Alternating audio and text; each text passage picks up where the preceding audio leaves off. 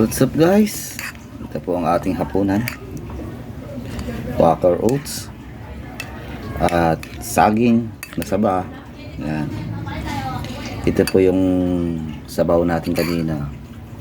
May karne, pampalasa. Kasi walang kalasa-lasa.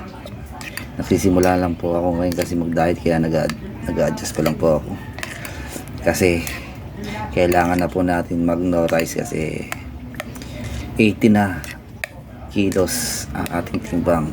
80 kilos, 80 na, masyadong mabigat na po yung 80. Kailangan na magbaba na tayo. Ang 80 kilo dapat bawasan na guys. Grabe, ang sarap kasi kumain, kaya bumigat tayo ng ganyan kabigat. Kaya nahihirapan naman ako ngayon magpababa. Kakain ka ng walang lasa, oh. Ang nagpapalasa lang yung saging saba doon sa Quaker oats. Yan po kasi yung alam kong pagda-diet eh. Yan. Tapos yun, yung bulay tsaka yung karne 80 na po, 80 na, 80 kilos sa po tayo. Kailangan pawas para hindi mahimlay ng maaga. Yan. Bawal po magkasakit, bawal mahimlay. Wala tayong pera, kaya kailangan mag-adjust pa tayo sa sarili natin. Tulungan natin sarili natin na matutong kumain na walang lasa katulad nito. Ayan guys, pirayin nyo. Kaya pala sumasakit ang aking balakang dahil sa tabako sa tiyan. Lumalaki po kasi yung tiyan ko, kaya naapektuhan yung balakang ko. Kaya kailangan ko magpaliit. Sana lumiit na ang aking tiyan. Ayan. Ang sarap kasi uminom, masarap kumain. Ayan.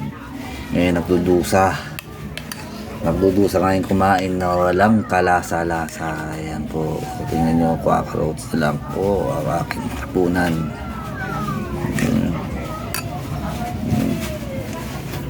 Diyos ko Lord. Ayan. Ayan po, sabaw ang nilaga at Quaker oats na may saging saba.